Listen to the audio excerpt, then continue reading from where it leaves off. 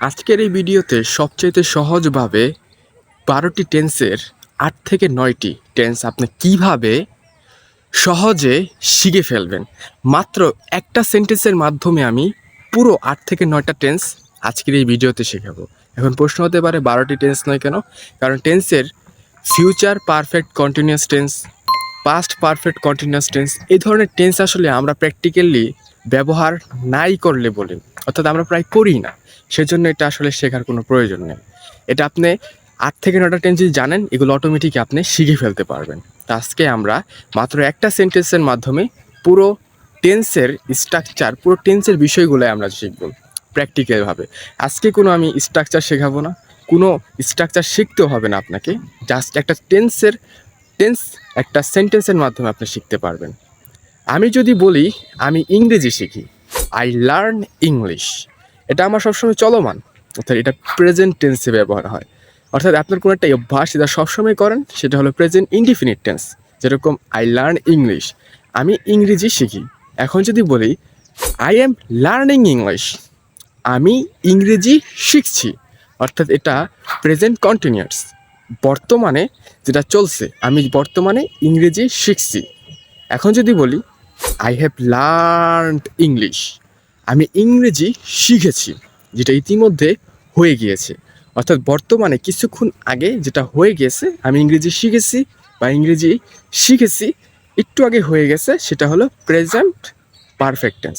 এখন যদি বলি আমি সকাল থেকে ইংরেজি শিখছি, I have been learning English since morning, এটা হবে ফিউচার এটা হবে প্রেজেন্ট পারফেক্ট কন্টিনিউয়াস টেন্স। অর্থাৎ আপনি একটা কাজ কোনো একটা সময় ধরে বর্তমান সময় করছেন। যেরকম I have been learning English since morning, আমি সকাল থেকে ইংরেজি শিখছি। এটা হলো আমাদের 4টি প্রেজেন্ট টেন্সের উদাহরণ।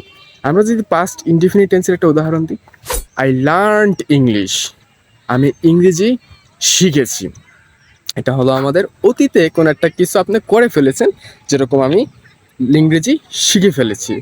এখন যদি বলি আই ওয়াজ লার্নিং ইংলিশ, আমি ইংরেজি শিখছিলাম বা শিখতেছিলাম, আমি ইংরেজি শিখতেছিলাম, এটা হলো অতীতে আপনি কোনো একটা কাজ করতেছিলেন, যার ফলে এই টেন্সকে বলা হয় পাস্ট কন্টিনিউয়াস টেন্স। যেরকম আমি ইংরেজি শিখতেছিলাম, আই ওয়াজ লার্নিং ইংলিশ।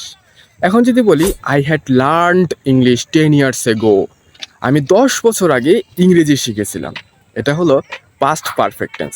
আপনি অনেক আগে, অনেক অতীতে কোনো একটা কাজ সম্পূর্ণ করে ফেলেছেন, সেই ক্ষেত্রে আপনি পাস্ট পারফেক্ট টেন্স ব্যবহার করতে পারবেন। যেরকম আমি ব্যবহার করেছি I had learned English 10 years ago। I will learn English, আমি ইংরেজি শিখব, আমি ইংরেজি শিখব। আমি কিন্তু এখন পর্যন্ত ইংরেজি শিখি নাই, বাট আমি ইংরেজি শিখব, আই উইল লার্ন ইংলিশ, এটাকে বলা হয় ফিউচার ইনডিফিনিট টেন্স।